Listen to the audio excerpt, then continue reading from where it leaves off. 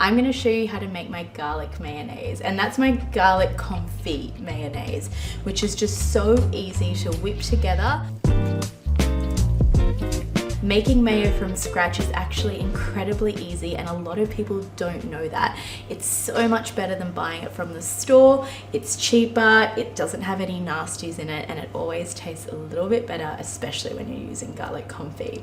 So really all you need to make it is a jar and an immersion or stick blender. You could whip it by hand, but you will need a lot of arm muscle to do that, and this is just the quick and easy way to do it. So to get started, I've got these beautiful garlic confit cloves. They're from a big batch that I made earlier in the week, so I'm just gonna throw those in. I'm going to use a mix of a neutral oil and an olive oil. You could also use the garlic confit infused olive oil that it was cooked in to go into this. But by mixing a neutral oil with an olive oil, it's not gonna have as strong as a taste as that olive oil would give it. This is giving it more of a mild and neutral taste. So I'm going to do about 3/4 of a cup neutral oil, and then just 1/4 of a cup olive oil, if we can get there.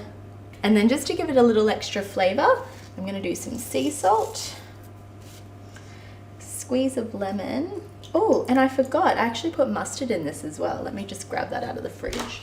Just a teaspoon of Dijon mustard. And then an egg. So do not freak out when I put an egg in it. People always freak out that mayonnaise has raw egg, but that is just how it is made. I did not invent the mayonnaise recipe. I wish I could take credit for it, but I can't. But every mayonnaise you buy from the store, unless specified otherwise, has a raw egg in it. Just make sure they're pasteurized and they're fresh if you are scared of you cooking with raw eggs.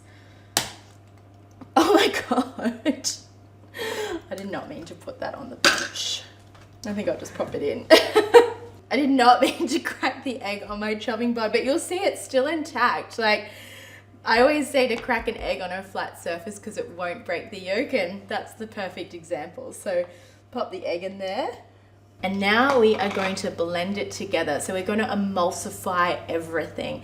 And emulsifying something just means mixing two elements that don't usually like to blend together. So by doing that, we put our stick blender in and we do not move it until we start to see that emulsification begin. And then when that does start to emulsify, slowly move your stick blender up and down, because that's going to slowly bring in more oil into the blender, and that's just going to have a beautiful emulsification occur and leave you with a smooth and silky mayo. And look at how easy it was to make homemade mayo. That literally took me 30 to 60 seconds to whip together. It's so delicious. You can really taste that garlic confit in there. It's just got this beautiful smooth garlicky flavor. It's thick, it's beautifully emulsified, and that is going to be a great dipping sauce to go with our potatoes.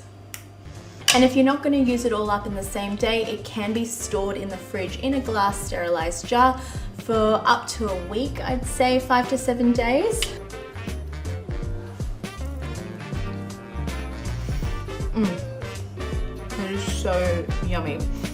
If you liked this video, please like, subscribe, and watch for more. And if you made it at home, please let me know in the comments. I love hearing about everything that you make of mine. Thanks for watching, and I'll catch you next time.